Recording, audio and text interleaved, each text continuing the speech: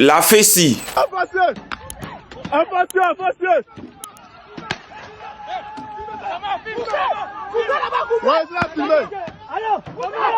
Qu'est-ce qu'on n'a pas dit sur la FESI au temps de Laurent Gbagbo? Les syndicats étudiants sont suspendus jusqu'à nouvel ordre, dont la célèbre FESI, proche du parti fondé par Laurent Gbagbo.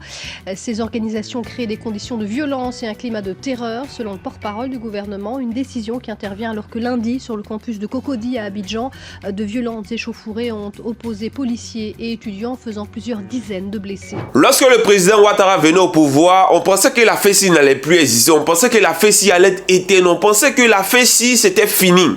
Beaucoup de membres de la FESI ont été traqués lorsque le président Ouattara a pris le pouvoir parce qu'on supposait que les membres de la FESI étaient le bras armé du pouvoir de Laurent Gbagbo et qu'il fallait mettre fin à cela. Beaucoup d'hommes disaient que oui, que ce fait-là était bien parce que la FESI faisait trop de dégâts. Et moi-même, lorsque j'étais encore élève et même avant d'être étudiant, franchement dit, j'ai vécu des choses atroces sous la FESI. J'ai assisté à des bagarres quand j'étais à Bobo, au niveau du marché de nuit d'Abobo. Il y avait une école qu'on appelait Saint-Truc, où il y a eu une grande bagarre entre les élèves FESI du lycée municipal d'Abobo et les élèves FESI du lycée Sainte-Foy. C'est pas ces collèges ou ces lycées Sainte-Foy d'Abobo et aussi Saint-Truc. La bagarre avait dégénéré, c'était des pièces, c'était des cailloux, c'était violent, c'était atroce. Et lorsque le président Ouattara est arrivé, beaucoup d'hommes ont dit oui que la FESI c'est terminé, mais non, la FESI ça continue. On voit le ministère de l'étude supérieure de la recherche scientifique, lorsqu'il va à l'université, c'est des liasses de billets qu'il distribue. Aujourd'hui, on retrouve dans les chambres universitaires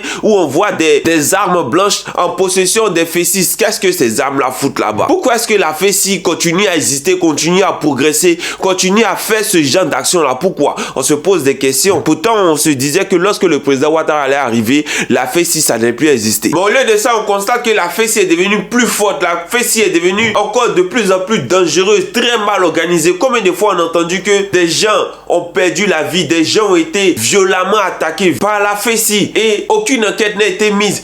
Aucune personne de la FESI n'a été arrêtée, rien ne se passe. C'est-à-dire que ce qu'on reprochait au temps de Gbagbo, ça continue encore aujourd'hui. Mais aujourd'hui, quel est le rapport entre la FESI et Laurent Gbagbo? Quel est le rapport entre la FESI et le pouvoir en place? Ce que moi je sais, et ce que nous tous on voit, c'est qu'aujourd'hui là même, le secrétaire général de la FESI ne veut même plus partir. Il veut rester à l'université, il veut rester à la tête de la FESI. Et ce gars-là, on lui donne des cortèges, on lui donne voiture, on lui donne l'argent. Et il y a beaucoup de choses, il y a beaucoup d'impunité au niveau de la FESI qui se passe. Qu'est-ce qui se passe réellement? Pourquoi est-ce que la FESI n'a pas encore été dissoute? Qu'est-ce qui se passe? La question reste posée.